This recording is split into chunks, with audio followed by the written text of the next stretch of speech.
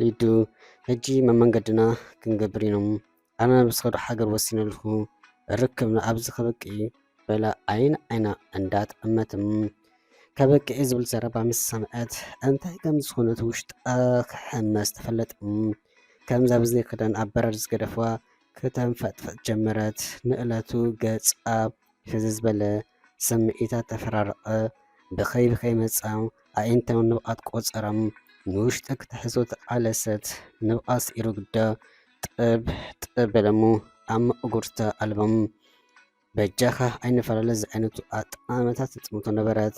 ቀሲሉ ዝጀመረ ንብኣት ውሕጅ ክቅየር ጊዜ ኣይባኸነን። ተፈርሻሕዳም ብደገን ዝመፅእ ማይ ዝተሓፀበት ምስ መስሎ ነይሩ።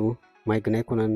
ናይ ምንታይ ምዃኑ ነጊዜኡ ዘይነፀረላ ብርቱዕ ንብኣት እምበር ሄኖክ ስቂሉ ይእዛባ ነበረም።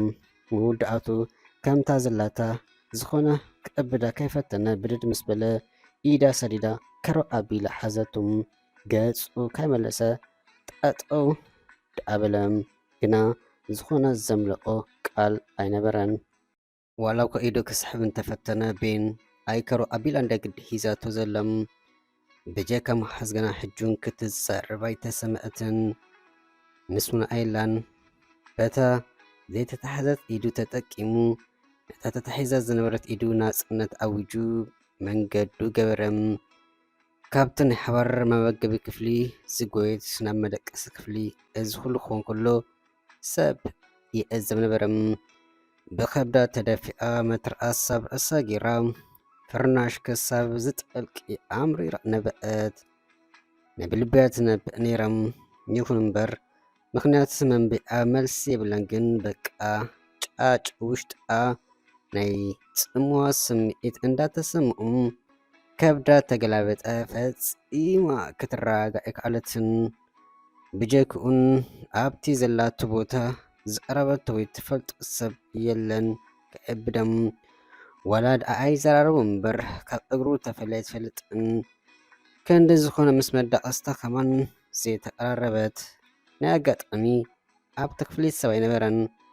በቃ ፀጉራ እንዳነፅኤት ድሕሪ ምንባቕ ብኣቢላ ኢላ ከይተደረት ሃዲራስ ኢላ ኣብ ድራር መፂ ጎቲቱ ስለ ዝወሰዶም ኣብ ቀድሚኡ ኮፍ በለት። ኩሉ ነገር ኣፅልኣ እቲ ክምለስ ጀሚሩ ዝነበረ መልክዓ ኮነ ሰብነታ ንድሕሪት ከብል ጀሚሩ እዩ። ቀዊሉ ጠመተም ደንገጸለም ብሰንኪ ክንፈላለዩና መባሉ ከምኡ ከም ዝኾነት ኣይሰሓቱን። ከይተረድአን ሕነይ ፈደይ ማለት ድዩ በለ ብውሽጡ ገና ኣብ ናይ ዓወት እስካላ ከይደየብኩሞም ክኸውን የብሉን ሕነይ ገና ይፈደኹን። ዓይኑ ኣብ ገጻ ተኺሉ ኩሉ መንፈሱ ግን ናብ ካልእ ጌሹ ነበረም። ከምዛ ኣብ ቀድሚኡ ሰብ ዘየለ ምስ ነብሱ ይእል ነበረም። ኣይልዱ ነዚ ኣቕምኸ ጠራዕራተሉ ነርኪ እንታይ ኣለዎ እስከ ሽዑስ ፍቕሪ ተቐቢልኪ እንተ ነስተማቕሮ ነርና ብንጹሕ ልበይ ብዘይ ቀልዓለም ኣፍቂረኪ ኣፍቂራ ንግስቲ ልበይ ገይረም ከም ብረኪ ብሓገይ ትምቲ ነይሩ።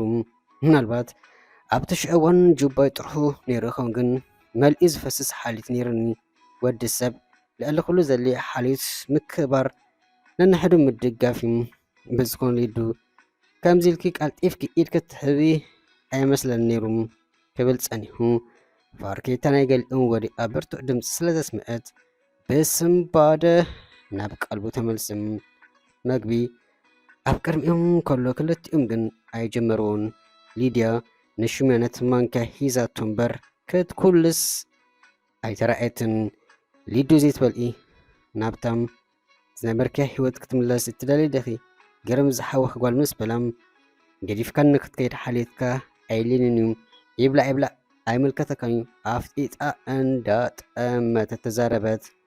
ኣረ ሊዱ ዋላ መሰኒ ክትበኣሲ ሓይሊ ስለ ዘለኪ ንቅድም ብልኢ ድሓር ከዓ እንታይ ኮነ ኢልኪ ከምዚ ትኾን ዘለኺ ሓቀይ ኣነ ንስኽን ዋላ ሓደ ዝራኸብ የብልና ምስ በላም እንታይ ከውን ኣለኹ ንበዓለይ መልሲ እንተዘረክብ ከመን ፅቡቕ ነይሩ እንድይ ኣይፈለጥኩ ኣይትሕተተኒ እንዳበለት ኢዳ ኣጣሚራ ገጻ ጠወየት ከሊዱ ሕጂ መሓዙትኪ ኣይረኣያ ኣይስምዖም ፈቲኽኒ ደኺልዱ ምስ በላ መን ኣነስ ንኣኻ እንዳበለት ከይተረድኣ ሓፍ ኢላ ኮፍ በለት ብኣቢሉን ልባልዕል ንቡር ክትሓርም ጀመረት ብደገ ንዘሎ ሰብ ከብሮ ድዩ ዝሕረም ዘሎ ዘብል እዩ ኢዳ ናብ ልባ ኣጸግአት የግዳስ ክተዝሕለይ ከዓለትን መሊሳ ደኣ ዲምትኣ ብናሕሪ ቀጸለት ዓይናውን ንብኣት ጥብጥባበለም ንኣኽኪ ኢልዱ ምስ በላ እንተናበኣኹም